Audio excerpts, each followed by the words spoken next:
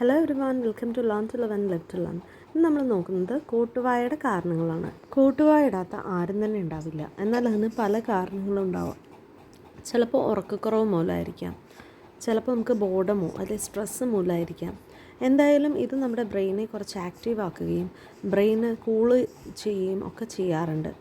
നമ്മുടെ oxygen level increase ചെയ്യാനും നമ്മളെ കുറച്ചുകൂടെ അവെയർ ആക്കാനും നമ്മുടെ ഇയർ പ്രഷർ ഈക്വലൈസ് ചെയ്യാനും ഒക്കെ യോണിങ് ഹെൽപ്പ് ചെയ്യും. Thank you for watching. Please like, share, subscribe, comment.